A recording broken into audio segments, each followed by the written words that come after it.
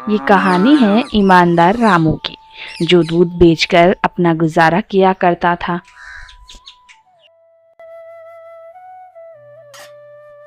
अरे वाह, आज तो रामू और भी अच्छा दूध देकर गया है। चलो क्यों न अपने काम को अंजाम दे दिया जाए। अपने लिए गाढ़ा दूध निकाल कर सेठ जी के उठने से पहले बाकी के दूध में पानी मिला देती हूँ।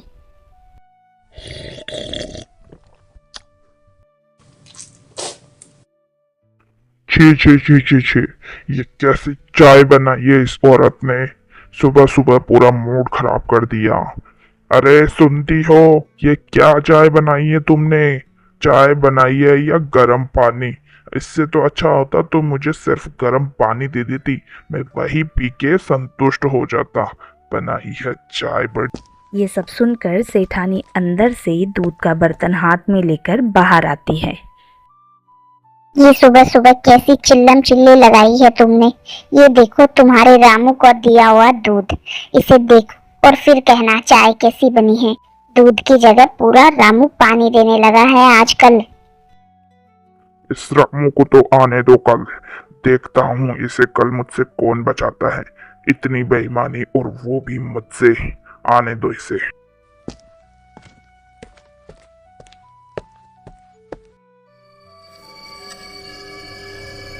सांप भी मर गया, लाठी भी ना टूटी।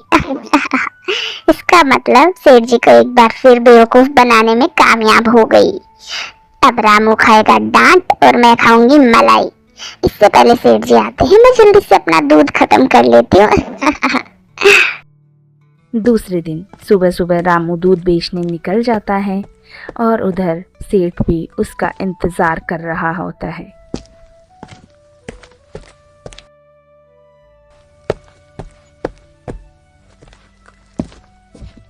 अरे ये लीजिए सेठ जी, बिल्कुल ताजा दूध डलवा लीजिए।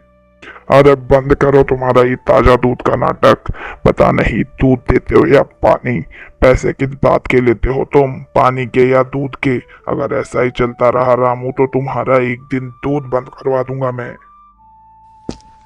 बेचारा रामू सेठ की खूब खरी खोटी सुनने के बाद वहां से चुपचाप उदास मन के साथ निकल जाता है।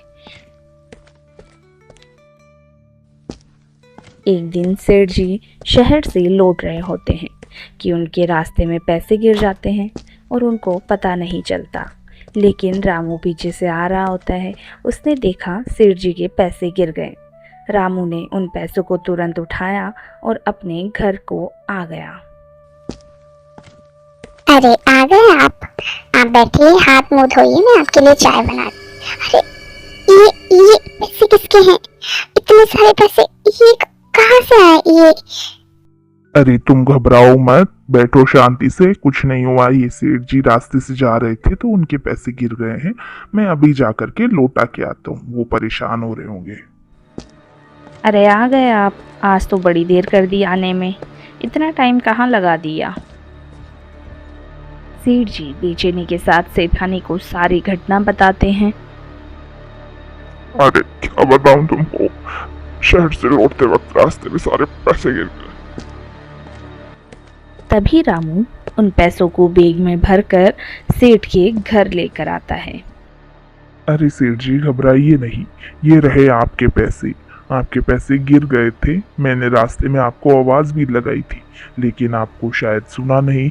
इस वजह से मैंने सोचा मैं आपको घर पे ही दे आता हूँ, इसीलिए ये पैसे लेकर के मैं चला आया। ये लीजिए आपकी अमानत, संभालिए। सेठ और सेठानी रामू को पैसे लौटाते देख बड़े हैरान हो गए। उनको कुछ समझ नहीं आया कि रामू पैसे कैसे लौटा रहा है कि इतने में सेठानी हाथ जोड़कर खड़ी हो गई। अब रामू और सेठ दोनों को कुछ समझ नहीं आया कि सेठानी ने हाथ क्यों जोड़े हुए हैं। तभी सेठानी अपने सारे कच्चे चिट्ठे खोलने लगती है। मुझे माफ कर दो रामू, मुझसे बहुत बड़ी गलती हो गई। मैं सारा कांड करती रही और नाम तुम पे लगाती रही। सारे दूध में पानी मैं मिलाती थी और तुम्हारे ऊपर नाम लगा देती थी। सेठ जी को भी ये यकीन दिला दिया कि मैंने कुछ नहीं किया है और तुमने ही सारा दूध में पानी मिलाया था। मुझे माफ कर दो रामू, मेरा दिमाग खराब हो गया था, मुझे कुछ समझ नहीं आया, मैंने ऐसा कर दिया था, मुझे माफ। ये सब सुनकर सेठ जी को बड़ा गुस्सा अरे आता है। तुम्हारा दिमाग तो नहीं खराब हो गया? तुमने अपने थोड़े से लालच के लिए मुझे पूरा बेईमान बना दिया। मैं एक ईमानदार दूध वाले पर झूठा नाम लगाता रहा कि तुम मुझे दूध नहीं पानी बेच रहे हो। यहाँ तो अपना ही सिक्का खोटा निकला। कैसी हो तुम? कैसी औरत हो हे राम। अरे जान दीजिए समझिए, कोई बात नहीं है। सेठानी ने मुझ पे ही तो नाम लगाया है, मैं किसी से नहीं कहूँगा गांव में। आप भी मत कहिएगा, इस बात को बस यहीं ख़त्म करते हैं। जाने दीजिए, कोई बात नहीं है सेठानी। ये सब सुनकर सेठ और सेठानी दोनों हाथ जोड़कर रामू से माफी मांगते हैं। भाई रामू, मुझे माफ कर दो, मुझसे बहुत बड़ी गलती हो गई है। हाँ रामू, मुझे भी माफ कर दो, मुझसे बहुत बड़ी गलती हो गई। अंत में सेठानी ने अपनी गलती मानी और रामू ईमानदार साबित हो गया।